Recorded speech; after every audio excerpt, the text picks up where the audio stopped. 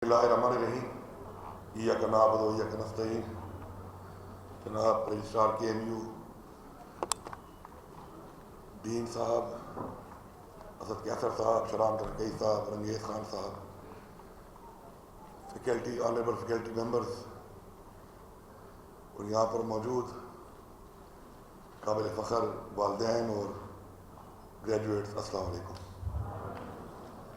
सबसे पहले तो मुझे नहायत खुशी है कि मैं आपके दरमियान यहाँ पे हूँ और हमारे जो इंस्टीट्यूट्स हैं जो माशाल्लाह अच्छा परफॉर्म कर रहे हैं और अपने आप को मनवा कर इस वक्त माशाल्लाह पाकिस्तान के अच्छे इंस्टीट्यूट में शामिल हो गए हैं। तो आपका जो मेडिकल कॉलेज है उनमें से एक है। आपकी जो परफॉर्मेंस है अब तक इस तरह डीन साहब ने पहले बताई है, तो मेरे ख्याल में दुनिया में बहुत कम ऐसे कॉलेजेस होंगे कि जिनका जो परसेंटेज है पास आउट ग्रेजुएट्स का वो 100% हो। तो ये करना चाहिए। तो उसके लिए जितनी भी फैकल्टी यहाँ पे है उन सब का मैं शुक्रिया अदा करता हूँ on behalf of the parents and the students.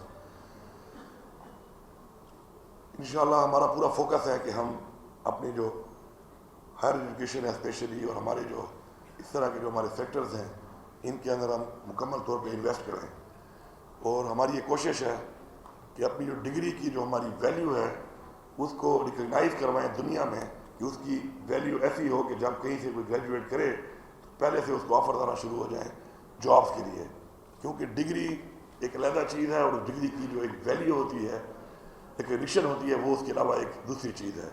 तो वही इंस्टीट्यूट्स ही दुनिया में आगे जाते हैं कि जिनकी डिग्रियों की रिकग्निशन जो है वो इंटरनेशनल स्टैंडर्ड्स के मुताबिक एक वैल्यू रखती हो। तो उसके लिए ज़ाहिर बात है जब तक हम अपने इंफ्रास्ट्रक्चर को, अपनी फैकल्टी को, अपने बेसिक चीज़ों को जब तक डेवलप नहीं करेंगे तब तक ऐसे बड़े मयारी इदारे खड़े नहीं हो सकते। मुझे निहायत हैरानगी है कि अभी तक जो है आपका जो बिल्डिंग है वो कंप्लीट नहीं हो पाया, जबकि मैं तो ये समझता हूँ कि असद कैसर साहब और शहराम साहब जो है इस काम में बड़े तेज़ हैं। मेडिकल कॉलेज डी खान में भी शुरू हुआ था इसी तरह जिस तरह आपका ये शुरू हुआ। हम इकट्ठे ही कुलीग थे उस वक्त, असद कैसर साहब हमारे स्पीकर थे और माशाल्लाह मेरी बिल्डिंग काफ़ी टाइम पहले शिफ्ट हो गई है। तो मेरे जो पिछले 3-4 माशाल्लाह जो मेरे वो हैं अपने ग्रेजुएशन की जो हमारी सेरेमनीज हुई हैं वो उसी मेडिकल कॉलेज की नई बिल्डिंग में हुई हैं। तो मैं आपसे इंशाल्लाह ये वादा करता हूँ कि इस टेन्योर के अंदर इंशाल्लाह आपको, आपके नुमाइंदों को ये मैं इंशाल्लाह it will be feather in their cap कि मैं इंशाल्लाह चाहूँगा कि इस टेन्योर के अंदर आपकी भी जो ग्रेजुएशन की सेरेमनी हो वो आपके कॉलेज के अंदर हो और आपके अपने ऑडिटोरियम के अंदर हो इंशाल्लाह।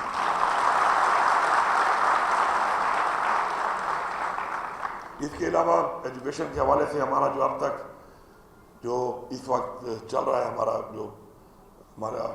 एक बजट है उस पर हम इंशाल्लाह इस दफ़ा जो है 13% इंक्रीज़ कर रहे हैं, क्योंकि हमने फोकस करना है अपने एलिमेंट्री और एजुकेशन में इस चीज़ के ऊपर कि अपनी जो वैल्यू एडिशन है अपनी वो इसके अंदर शामिल की जाए और स्टैंडर्ड जो है वो ज़रा थोड़ा बढ़ाया जाए, क्योंकि इससे पहले हमने ज़्यादा फोकस जो है वो इमारतों पे भी किया, मज़ीद बहुत ज़्यादा यूनिवर्सिटियाँ भी हमने बनाई, कॉलेज बहुत ज़्यादा बनाए, स्कूल भी हमारे इतने ज़्यादा हैं, लेकिन उसको चलाना और उस स्टैंडर्ड्स के ऊपर लेके जाने के ऊपर इतनी वर्किंग नहीं हुई मेरे ख्याल में। तो अब जो मोस्टली हम इन्वेस्ट कर रहे हैं तो इस चीज़ पे कर रहे हैं और इसलिए हमने अपना 13% जो है बजट इस साल बढ़ाया है इसका और मज़ीद भी हम बढ़ाएंगे। इसी तरह हमारे जो अब तक जो एंडोमेंट फंड होते हैं हमारे स्कॉलरशिप के लिए, क्योंकि अपॉर्चुनिटी अगर आप देते हैं किसी को तो आपके अंदर से कोई लोग जाएंगे और बाहर जाके अपॉर्चुनिटी के बाद कोई डिग्रीज करके आएंगे तो उसके बाद वो एक मास्टर ट्रेनर बन जाते हैं, फिर उन्हीं को ही अपने मुल्क के अंदर, अपने सूबे के अंदर आप मौका फराहम करते हैं और वो ही फिर आपके मास्टर ट्रेनर बन के आपके और लोगों को जाने की ज़रूरत नहीं पड़ती, वही तालीम, वही जो एक्सपर्टीज़ हैं वो यहाँ पे वो कन्वर्ट कर देते हैं। तो उसके लिए हमारी नर्सिंग के लिए भी हमने अभी ये शुरू किया है पिछले साल, जिसमें हमने 1500 नर्सेज को हमने ट्रेन कराया है, जिनको हमने डिग्री दिलवाई है पाकिस्तान में ही रहकर बाहर की, और अब हमें मज़ीद और को ट्रेनिंग वहाँ से कराने की ज़रूरत नहीं है क्योंकि हमारे पास वो मास्टर ट्रेनर आ गई हैं। तो इसी तरह हम हायर एजुकेशन में भी अपने इंजीनियरिंग और अपने IT और अपने हेल्थ और मेडिकल जो हमारा फील्ड है उसके अंदर चाहते हैं कि इस तरीके से हम इसको बढ़ाएं। तो इसलिए मेरे आने के बाद पिछले 77 ईयर से भी ज़्यादा की मैं बात करूँगा, क्योंकि हमारा जो ये खिता है इसमें जो اسٹیبلش ہونا شروع ہوا تھا وزیر اعلیٰ بننا، تو پاکستان بننے سے پہلے کا تھا. اور میں کسی پہ تنقید نہیں کرتا ہوں، کیونکہ اس میں ویسے ہی بتا دوں آپ کو کہ گنڈپوروں میں بھی جو گنڈپوروں کی ذیلی شاخیں ہوتی ہیں ہماری قوموں کے اندر، اس میں میں تیسرا وزیر اعلیٰ ہوں الحمدللہ. تو تنقید نہیں کر رہا ہوں، صرف بتا رہا ہوں کہ اب تک ان اتنے سالوں میں اب تک صرف 1.2 ارب روپیہ جو ہے سب نے اپنے وہ جو شیئر ڈالے تھے، تو ہمارا جو چیف منسٹر کا جو انڈومنٹ فنڈ تھا اس چیز کے لیے وہ صرف 1.2 ارب تھا. تو میں نے آتے ہی ان سب کا اکٹھا کیا اور میں نے کہا 2.4 ارب کر کے میں نے اس کو ڈبل کیا ہے. تو اس کے علاوہ جو آپ کی اسکالرشپس ہیں وہ بھی جتنی بھی اب تک تھیں تو ان کو بھی میں نے ڈبل کیا ہے اپنے اس ٹائم میں 1 سال میں، کہ زیادہ ہونی چاہیے تاکہ ہم اس چیز کو آگے لے کے جائیں. آپ لوگ جو ہے جو آپ کی فیلڈ ہے ذرا تھوڑی سی ڈفرینٹ ہے اوروں کی نسبت، کیونکہ آپ جو ہے وہ زندگی کے ساتھ لوگوں کے ہیلتھ کے ساتھ جو ہے ایک مسیحا بن کے جو ہے آپ کو لوگ دیکھتے ہیں مریض. اور یہ جو آپ کا ایک اعتماد ہے، ایک بڑا اعتماد ہوتا ہے ایک مریض کا، اس کی فیملی کا آپ کے اوپر، کہ وہ اپنا مریض آپ کو پیش کرتا ہے اور اس اعتماد کو آپ نے بحال کرنا ہے. یہ ایک بہت بڑا ایک کاز ہے جس کے لیے جو ہے آپ نے یہ کام کرنا ہے. ماشاءاللہ اپنے پریکٹیکل لائف کے اندر آگے ہیں، اس کے اندر آپ مزید بھی آپ کریں گے، مزید بھی تعلیم آپ کی جاری رہے گی، لیکن اب اس پریکٹیکل لائف میں آنے کے بعد آپ نے یہ ضرور سوچنا ہے کہ ایک اعتماد جو ہے وہ بڑا ضروری ہے. اور آپ کا جو ایک فیلڈ ہے وہ ڈیفرنٹ ہے باقی چیزوں سے، کیونکہ آپ کی تھوڑی سی غفلت، تھوڑا سا آپ کا جو رویہ ہے، آپ کا ایٹیٹیوڈ ہے، یا تھوڑی سی غفلت جو ہے بہت زیادہ نقصان بھی دے سکتی ہے اور کسی کو بہت بڑی ایک نئی زندگی بھی دے سکتی ہے. کسی بھی اللہ معاف کرے ڈسیبلٹی سے، معذوری سے کسی کو ان ٹائم اگر سروس سے مل جائے تو آپ بچا سکتے ہیں. تو یہ ایک بہت بڑی کاز ہے جس کے لیے آپ نے کام کرنا ہے. میں یہاں پر جو آپ کی ڈیمانڈز ہیں پہلے اس پہ بات کر لیتا ہوں، پھر لائف کے بارے میں آپ کو 1-2 باتیں کروں گا. ڈیمانڈز کے حوالے سے جو میرے خیال میں آپ کی ڈیمانڈ ہے وہ یہی ہے کہ آپ کی جو یہ کنسٹرکشن ہے، آپ کا جو آپ کا کمپلیکس ہے یہ بن جائے. یہ سب سے میرے خیال میں ضروری ہے، اور وہ انشاءاللہ میں نے اس طرح کہہ دیا ہے انشاءاللہ کہ وہ ہم انشاءاللہ اس ٹیلیور مکمل بھی کریں گے. اور میں ویسے ہمیشہ یہ بات کہتا ہوں کہ یہ جو تختیاں ہم لگاتے ہیں نا افتتاح کی، یہ ہمیں مکمل ہونے کے بعد لگانے کی اجازت ہونی چاہیے پولیٹیکل لوگوں کو، پھر کام جلدی مکمل بھی ہوں گے. یہ جو ہم لگا دیتے ہیں نا، یہ جو ہم لگا دیتے ہیں، یہ اس کو ہم کہتے ہیں گراؤنڈ بریکنگ سیریمنی، اور وہ ابھی تک ایک اینٹ نہیں لگی ہوتی ہے، تختی ہم لگا لیتے ہیں اس کے اوپر، تو پھر مکمل کرنے کے لیے اس کو سال لگ جاتے ہیں. اور وہ تختی لگا کے اگلا پھر بڑا خوش ہو رہا ہوتا ہے کہ تختی میں نے لگائی تھی. اور میں ہمیشہ ان سے یہ کہتا ہوں کہ اگر ہم اس کو چینج کر کے یہ کہیں کہ آپ کو تب بھی اجازت ہے تختی لگانے کی جب آپ پروجیکٹ آپ کمپلیٹ کریں گے، تو تب وہ ذرا زور بھی لگائے گا اور اتنا ہی کام کرے گا جو اس کی گنجائش پہ ہے. یہ آگے دوڑ اور پیچھے چھوڑ والا کام جو شروع ہے کہ 10 اور 15 سال میں ایک پروجیکٹ نہیں ہوتا، اس کی وجوہات یہی. اور میں یہ بھی بتاؤں آپ کو، میں اپنے ایم پی ایس کو بھی کہتا رہتا ہوں، ایم این اے سے جو ملاقات ہوتی ہے، کہ جو ہم خوش ہو رہے ہوتے ہیں نا کہ جی میری تختی لگ گئی ہے تو مجھے کوئی بڑا اسے کریڈٹ مل جائے گا، تو یہ میرے خیال میں غلط ہے. ہمیشہ لوگوں کے ذہن میں وہی انسان رہتا ہے جس کے وقت میں اس کو اسکول کے اندر وہ دیکھتا ہے کہ تعلیم ملنا شروع ہوئی ہے، اس وقت کا نمائندہ ذہن میں ہوتا ہے، وہ بلڈنگ شروع کرنے والا نہیں ہوتا. سیم اپلائیز آن ہاسپٹلز. جب اسپتال میں علاج ملنا شروع ہوتا ہے تو اس اسپتال کے اندر اس بندے کا ذہن میں نام آتا ہے جو اس وقت ان کا نمائندہ ہوتا ہے جب وہ علاج کرانا شروع کرتے ہیں یہاں پر.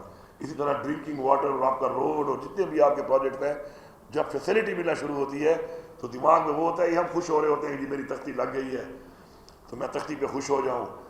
تو میرے خیال میں وہ تختیاں لگانے کے بجائے اگر ہم پریکٹیکل کام پہ فوکس کریں اور ایک ہم میرے خیال میں قانون ہی پاس کر لیتے ہیں کہ اس کے بعد جو ہے تختی لگانے کی اجازت وزیر اعلیٰ یا منسٹر کو یا ایم پی اے کو تب ہوگی جب وہ کام کمپلیٹ کرے گا.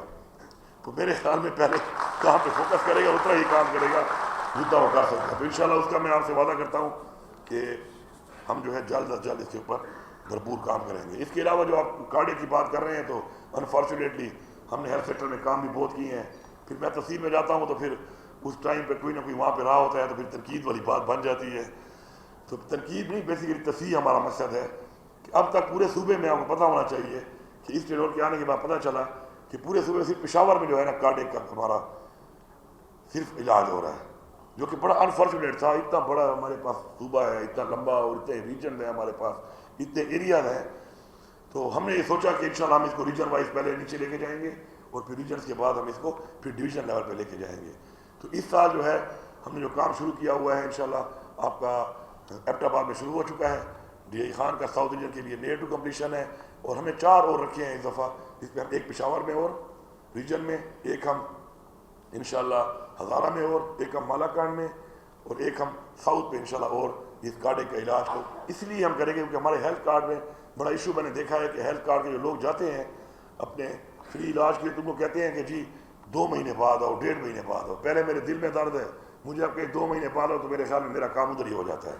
ایک بار پہلے بند ہوتا ہے، دوسرا سن کے بند ہو جاتا ہے کہ اچھا میرا کیا ہوگا. تو انشاءاللہ اس پر ہم نے کام کیا. اب اس میں ہم مردان اور چسدہ اور سوابی کا پھر مقابلہ ذرا سخت ہوگا. اسپیشلی مردان میں اور سوائی میں بڑا سخت مقابلہ چلتا ہے آپس میں. تو اب اس میں بھی ڈیسائیڈ نہیں ہوا، اے ڈی پی ابھی آئے گی تو اس میں اب دیکھتے ہیں کہ کس ضلع کو دیا جائے. تو اگر اس میں سوابی پہلے آ گیا تو پھر سوابی کو کر دیں گے، ورنہ مردان میں تو قریب بن ہی جائے گا. تو اب میں اعلان کر نہیں سکتا کیونکہ مجھے پتہ نہیں ہے، کیونکہ میں جب اعلان کر لیتا ہوں کسی چیز کا تو پھر وہ میرے اسٹاف کو ہی پتہ چل گیا ہے. تو جب بھی کوئی میٹنگ آتی ہے تو مجھے کہتے ہیں سر آپ نے اس کا اعلان کیا تھا. اور پھر بہت سارے اچھا آپ کا ہی ہوا ہے، چلو مبارک ہو پھر آپ کو، پھر تو کانٹے کا آپ کا ہو گیا ہے. تو میرے سر ایم بی اے مجھے دیتے ہیں جی، وہ ویسے مار بھی دیتے ہیں. سر میرا میموری بڑی اچھی ہے کہ جی آپ نے وعدہ کیا تھا مجھ سے، تو میں ان سے کہتا ہوں میں نے جھوٹ بولا تھا. میرے پاس گنجائش نہیں ہوتی تو وہ کہتے نہیں آپ جھوٹ نہیں بولتے، آپ سچ بولتے ہیں. تو انشاءاللہ یہ بھی آپ کا ہو جائے گا. اس کے ساتھ ساتھ جو آپ کا مزید جو آپ کے ہاسپٹل بن رہے ہیں، کافی ہم نے پیسہ دیا اس 1 سال میں انشاءاللہ. آپ کا جو ویمن اینڈ چلڈرن ہاسپٹل ہے اس کے لیے بھی اور باقی بھی ہم دے رہے ہیں. تو ساتھ ساتھ پہلے ان کو مکمل کر لیں، اس کے بعد پھر اور بھی آپ کے ہاسپٹل مزید بھی یہاں پہ ظاہری بات ہے بیڈ بڑھانے ہیں اور ہم نے کام کرنا ہے. تو انشاءاللہ ہم اس میں بھی کام کریں گے. جو آپ نے ساتھ ساتھ وہ اس کی جو ڈیمانڈ کی ہے اپنے جو سول سرنٹس والی، وہ تو کیس ہمارا گیا ہوا ہے، اس کے اندر ظاہری باتیں وہ آئے گا تو مینج ہم کر لیں گے اس کو. اور جو آپ نے وہ مانگا ہے اعزازیہ جو آپ مانگ رہے ہیں، یہ تو گریجویٹ کی طرف سے ہی ہوگا کیونکہ ڈگری تو یہ لے کے جا رہے ہیں. ہماری تو ٹوپی عارضی ہے بھی اور گاؤن بھی تو انہوں نے ہی پہننا ہے بعد میں. تو میں ان کی وجہ سے آپ کو اتنا گزارا کر دیتا ہوں کہ آپ نے 7.5 کروڑ روپے مانگا ہے تو میں اس کے آدھے آپ کو دے دوں گا کیونکہ صوبہ بہت بڑا ہے اور ہم نے اور بڑے کام کرنے ہیں. تو وہ جو اعزازی آپ نے مانگا ہے تو اس کا جو ہے 7.5 کروڑ کا جو آدھا ہے وہ جو ہے سب کے لیے جو بھی ہے ڈیمانڈ آپ نے کی ہے وہ میں دے دوں گا. صوبہ ہمارا ماشاء اللہ کافی امیر ہے، صوبہ اس وقت کافی امیر ہو چکا ہے، لیکن پچھلے اتنے زیادہ کھاتے کھلے ہوئے ہیں کہ اس کی وجہ سے مجھے ذرا چیزوں کو کرنے میں تھوڑا سا سوچنا اس لیے پڑتا ہے کہ یہ میرا ذاتی پیسہ ہے نہیں، یہ عوام کا پیسہ ہے، ٹیکس کا اور صوبے کے وسائل کا پیسہ ہے اور پورے صوبے کی عوام کا اس پہ اتنا ہی حق ہے. اور جب میں یہاں پہ آیا تھا تو 18 دن کی تنخواہ اس صوبے کے خزانے میں چھوڑی گئی تھی اور 750 ارب کا قرضہ بھی مجھے وراثت میں ملا. تو میری ہمیشہ سے ایک عادت ہے کہ میں چیزوں کو جو ہے نا میں توکل پہ بلیو کرتا ہوں. تو میرے بارے میں میرے قریبی دوست کہتے ہیں کہ میں لمحوں میں جیتا ہوں، دنوں میں بھی نہیں جیتا، لمحوں میں زندگی گزارتا ہوں. تو میں جب آیا تو انہوں نے مجھے ذرا کہانی سنائی کہ جی یہ تو 18 دن کی تنخواہ ہے اور صوبے کا خزانہ بالکل خالی ہے، پیچھے لائبلٹیز بھی کتنے 100 ارب روپے کی اور پینشن اکاؤنٹ سے 32 ارب روپے نکالا ہوا تھا. تو میں نے اسے کافی کر رہا کہ انشاءاللہ اپنی نیت ٹھیک رکھو، اللہ تعالیٰ انشاءاللہ اس خزانے کو بھرتا رہے گا.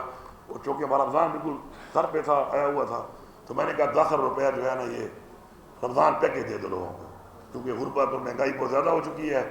تو انہی کی دعا سے کسی کا اچھا روزہ افطاری یا سحری کے ٹائم کوئی ہمیں دعا دے گا تو انشاءاللہ ہمارے خزانے میں اللہ تعالیٰ بھی پیسے ڈالے گا اور ہمیں اپنے وسائل بڑھانے کے انشاءاللہ مواقع فراہم کرے گا. تو ہم نے آتے ہی وہ 10 ارب روپیہ رمضان پیکیج دیا اور آج الحمدللہ ہماری یہ پوزیشن ہے. پھر میرے ایم پی اے تو یہ سن لیتے ہیں، پھر میرے پیچھے بھاگتے ہیں کہ اور زیادہ فنڈ دو، لیکن ہمارے پاس بقایا جات بھی بہت ہے نا. 1600 ارب کے ہمارے جو پچھلے کام جو ہمارے پہ چھوڑ کے گئے ہیں جو انکمپلیٹ ہے وہ بھی ہم نے مکانے ہیں. تو آج 3 مہینے کی تنخواہ بھی ہمارے پاس پڑی ہے اور ہمارے 1 مہینے کی تنخواہ بھی 64 ارب روپے ہے، یہ آپ کو پتہ ہو. 3 مہینے کی تنخواہ ہمارے پاس پڑی ہے. عمران خان کے ویژن کے مطابق میں نے یہ فیصلہ کیا کہ ہمیں قرضہ اتارنا ہے کیونکہ مقروض قومیں جو ہیں یہ کبھی بھی خوددار اور خود مختار نہیں ہوتی. تو اس وقت شروع میں جب میں نے بات کی تو مجھے مزمل اسلم ایڈوائزر نے کہا کہ جی 30 ارب تک ہم اس میں گنجائش نکالیں گے. تو میں نے 50 ارب کا اعلان کر دیا. تو وہ مجھے ملا، اس نے کہا سر آپ نے 50 ارب کا کر دیا، ہم نے انڈومنٹ فنڈ یہ بنانا تھا 30 ارب کا. میں نے کہا ٹھیک ہے اللہ پورے کر دے گا. تو آج کی پوزیشن یہ ہے کہ ماشاءاللہ ہمارے اس قرضہ اتارنے کے انڈومنٹ فنڈ کے اندر 150 ارب روپے پڑا ہوا ہے جس سے ہمیں آمدن جو آ رہی ہے وہ پر ڈے کی 4.5 کروڑ روپے ہے، تو وہ پر ڈے سے آ رہی ہے۔ اور ہم نے ماشاءاللہ 50 ارب روپے کا قرضہ بھی اتار دیا ہے اس ایک سال میں۔ ہمارا جو پینشن اکاؤنٹ سے 32 ارب روپیہ نکالا گیا تھا وہ بھی ہم نے پورا کر دیا ہے، اور تقریباً 72 ارب روپے جو ہیں جو لائبلٹیز تھی جو کہ مختلف محکموں میں پینشن کی اور ان کی تھی، ان میں سے بھی ماشاءاللہ تقریباً 60 ارب روپے کی لائبلٹی بھی ہم نے اتار دی ہے۔ اور اس سال جو ہے انشاءاللہ پینشنرز کا اس ایک سال میں جتنی بھی لائبلٹی ہے تقریباً 4.5 ارب کی 2.5 ارب بجٹ میں فوراً دے رہے ہیں، اور باقی 3 مہینے بعد دے کر ہم اس لیے ختم کریں گے کہ پینشن ایئر جو ہے وہ صرف اور صرف ڈیپینڈ ہوتا ہے اپنی پینشن کے اوپر۔ اس کی پینشن نہ دینا میرے خیال میں کسی بھی ریاست اور کسی بھی حکومت کی بہت بڑی نااہلی ہے کہ تنخواہ اور پینشن کسی کو نہ ملے۔ باقی باتیں جگہ پہ رہ گئیں۔ ہم اپنے آپ کو مسلمان کہتے ہیں، اسلامی تعلیمات میں کہا گیا ہے کہ مزدور کو پسینہ خشک ہونے سے پہلے اپنے مزدوری مل جانی چاہیے، تو ہم بھی ایک طرح کے سارے اوپر سے نیچے تک مزدور ہی ہیں جو بھی کام کرتے ہیں کسی سیلری کے اوپر، تو وہ ملنا بہت ضروری تھی۔ تو الحمدللہ یہ وہ ساری چیزیں ہیں کہ جو میں نے آپ کو اس لیے بتائی ہیں کہ ہمارے صوبے کے اندر وسائل موجود تھے، وسائل بھی تھے، اور صوبے کے لوگوں کے اندر، صوبے کے ڈپارٹمنٹس کے اندر، ہمارے نمائندوں کے اندر کیپیسٹی بھی تھی۔ ایک راستہ تھا جو ہم نے اختیار کیا، اور الحمدللہ اس کو اختیار کرنے کے بعد اللہ تعالیٰ کی مدد کی وجہ سے ہم یہاں تک پہنچے ہیں۔ زندگی میں آپ ایک بات یاد رکھیں، سارے جتنے بھی آپ لوگ ابھی جا رہے ہیں ابھی پریکٹیکل فیلڈ کے اندر، کہ زندگی میں آپ نے یہ جو آپ کے زندگی میں فیصلے آپ کرتے ہیں اور آپ ایک کنفیوژن کا شکار ہوتے ہیں جس کی وجہ سے آپ فیصلے نہیں کر پاتے، وہ یہ ہے کہ آپ سوچتے ہیں کہ دل اور دماغ، دل یہ کہتا ہے، دماغ یہ کہتا ہے۔ اللہ تعالیٰ نے دل اور دماغ پہ آپ کا وجود نہیں بنایا، اللہ تعالیٰ نے آپ کو ایک روح بنایا ہے، اس نے آپ کے اندر روح ڈالی ہے، اور وہی روح کسی وقت بھی وہ قبض کرنے کی اختیار رکھتا ہے۔ تو بیسیکلی اٹس اے سول، آپ ایک روح ہیں، آپ نے ایک سوچ اس روح کے مطابق کر کے رکھنی ہے، کنفیوژن سے نکلنا ہے تو آپ بہتر فیصلے کر سکیں گے اپنے۔ اور بہتر فیصلے کیا ہیں؟ بہتر فیصلے یہ ہیں کہ آپ کی جو زندگی ہے جو آپ نے گزارنی ہے اس میں آپ نے کسی اور کے لیے کچھ کرنا ہے، کیونکہ اللہ تعالیٰ کی ذات جو ہے وہ ہمیشہ سے دینے والی ذات ہے، اور اس کو وہی لوگ پسند ہیں جو دینے والے ہوں۔ اگر آپ دینے والے بنیں گے تو اللہ تعالیٰ آپ کو اور زیادہ دے گا، تو اس لیے آپ دینے والوں میں شامل ہوں، اور آپ دینے والے جب بنیں گے تو اللہ تعالیٰ آپ کی مدد کرے گا۔ اور ہمیشہ اللہ تعالیٰ خوش اس انسان سے ہوتا ہے جو اس کی انسانیت کی خدمت کرتا ہے۔ تو اگر آپ انسانیت کی خدمت کریں گے تو یہ جہان اور وہ جہان آپ سرخرو ہوں گے، اور آپ کا جو اصل زندگی کا جو مقصد ہے جس کے لیے ہمیں تخلیق کیا گیا کہ آپ نے اصل زندگی ہماری وہ ہے، تو آپ نے اس جہان کا زیادہ سوچنا ہے۔ تو وہ جو راستے ہمیں بتائے گئے ہیں ان کو آپ اختیار کر لیں تو آپ کی زندگی میں کوئی بھی مسئلہ کبھی بھی آپ کو نہیں آئے گا، یہ میں آپ کو یقین دلاتا ہوں۔ سکون سب سے بڑی چیز ہے۔ سکون آپ کو تبھی ملے گا کہ جب آپ کنفیوز نہیں ہوں گے، سکون آپ کو تبھی ملے گا کہ جب آپ اپنے اندر اپنے ضمیر کے ساتھ جب آپ ایک فیصلہ کرتے وقت یہ سوچیں گے کہ آپ اللہ تعالیٰ کے سامنے جب کھڑے ہوں گے تو کوئی انسان آپ ایک انگلی نہیں اٹھا سکتے آپ نے سے زیادتی کی، اور اللہ تعالیٰ کے سامنے بھی آپ کھڑے ہو کر یہ کہہ سکتے ہیں کہ یا اللہ میں نے تمہارے لوگوں کی خدمت کی، کیونکہ اللہ تعالیٰ نے کیا بولا ہمیں، کیا فرمایا؟ اللہ تعالیٰ نے یہ فرمایا کہ میں اپنے حقوق معاف کر دوں گا، لیکن میں انسانوں کے حقوق العباد معاف نہیں کر سکتا۔ تو آپ سمجھ جائیں کہ انسانوں کے حقوق کی اصل چیز ہے۔ اور پھر یہ جو ہمیں، اب میں پھر کچھ باتیں نہیں کرتا ہوں ورنہ پھر ہمارے کچھ مولانا صاحبان فتوی بھی ڈال دیتے ہیں، میرا تو مخالف بھی بولی ہوئی ہے ادھر۔ دیکھیں ایک بات آپ یاد رکھیں، چھوٹی چھوٹی باتوں جو آپ کو ڈرایا جاتا ہے نا، اس سے نہ ڈریں آپ۔ کتنی ماں اتنا پیار کرتا ہے اللہ تعالیٰ ہم سے، کیا ایک ماں اپنے بچے کو تکلیف دے سکتی ہے؟ نہیں دے سکتی۔ تو آپ اس سے نہ ڈریں کہ اللہ تعالیٰ آپ کو کی تکلیفات یا آپ کو ان مراحل سے گزارے گا جب آپ کا احتساب اور حساب ہوگا۔ ہاں البتہ وہ یہ کہتا ہے کہ انسانوں کے حقوق میں معاف نہیں کر سکتا، وہ میرے اختیار میں ہی نہیں ہے، اس سے زیادہ ڈریں آپ۔ پھر حضور پاک صلی اللہ علیہ وسلم ہم ان کے امتی ہیں، انہوں نے ہماری سفارش بھی کرنی ہے بحیثیت مسلمان، اور وہ اللہ تعالیٰ کے محبوب ہیں، جس کو اللہ تعالیٰ نے اپنا محبوب کہا ہے تو آپ سمجھیں کہ جب وہ ہماری سفارش کرے گا کہ یہ میرے امتی ہیں، یا اللہ ان کو جنت میں ڈال دے، تو ہماری جنت تو ہماری کلیئر ہے۔ لیکن آپ کی جنت کے راستے میں اگر کوئی کھڑا ہو سکتا ہے تو وہ کوئی انسان ہو سکتا ہے جو اللہ تعالیٰ کہتا ہے میرے بس میں نہیں ہے۔ اگر وہ سامنے کھڑا ہو گیا کہ اس نے مجھ سے زیادتی کی تھی تو شاید آپ کی جنت میں رکاوٹ بن جائے۔ تو اس پہ فوکس کریں۔ اس کے علاوہ زندگی میں کبھی بھی نہ ڈریں کسی کو وہ چیز بتانے میں کہ جو سمجھتے ہیں کہ آپ کی سکسیس کی وجہ ہے۔ آپ بتائیں، آپ اگر گھبرائیں گے اس چیز سے کہ آپ کی جو سکسیس کی وجہ ہے وہ اگر آپ بتا دیں کہ شاید یہ سکسیسفل مجھ سے زیادہ ہو جائے تو آپ کبھی بھی سکسیسفل نہیں ہو سکتے. کامیاب انسان وہ ہے جو کسی اور کی کامیابی پہ خوش ہوگا, وہی آگے جاتا ہے. اور لیڈر کون بنتا ہے؟ جو لوگوں کو ساتھ لے کے چلتا ہے, جو لوگوں میں لیڈرشپ کوالٹی ڈالتا ہے, وہی ہمیشہ لیڈر بنتا ہے. تو اگر اپنے لیڈر بننا ہے, آگے بڑھنا ہے, تو اپنی کامیابی, اپنی زندگی میں اپنی سکسیس کی وجوہات لوگوں کو ضرور بتائیں. آپ کے پاس کوئی ایسی چیز ہے جو آپ کسی اور کو دے سکتے ہیں, کسی بھی صورت میں تو دیں, چاہے وہ تعلیم کی صورت میں ہے, چاہے وہ کسی اچھائی کی صورت میں ہے, چاہے وہ آپ کی زندگی میں کامیابی کی صورت میں آپ سمجھتے ہیں کہ آپ اسے کامیابی ملی, تو آپ ضرور کامیاب ہوں گے. آپ ایک نیکسٹ زندگی کے ایک اور سفر میں جا رہے ہیں, اور میں آپ کو سیدھا کہوں گا کہ پیسے سے ہر وہ چیز مل سکتی ہے جس کے بعد پیسہ آ جائے. تو ان چیزوں کی طرف بالکل فوکس نہ کریں کہ وچ منی کین بائی, کیونکہ جس کے بعد ہی پیسہ آئے گا وہ چیز ملے گا. It's not an achievement. Achievement کیا ہے؟ اچیومنٹ یہ ہے کہ go for thing which money can not buy, because for this you are being created. اسی لیے آپ کی تخلیق کی گئی ہے. ان چیزوں کی طرف آپ جائیں کہ جو پیسے سے نہیں خریدی جا سکتی. وہ چیزیں کیا ہیں؟ وہ فیصلہ آپ کر لیں. وہ آپ کی اچیومنٹ ہے, آپ کی تخلیق اسی وجہ سے ہوئی ہے. اور آخر میں یہ کہوں گا کہ یہ ساری بات کا جو مقصد تھا وہ یہ تھا آپ لوگوں سے کہ ہیلتھ پہ تو ہم انشاءاللہ کام ابھی کر رہے ہیں, اپنے تمام منیجر کو فوکس بھی کر رہے ہیں. ہیلتھ کارڈ کو بھی ہم نے انہانس کر دیا ہے, اس میں ہم نے اور چیزیں بھی ڈال دی ہیں جو پوری دنیا میں نہیں ہیں, بہت سے اور علاج.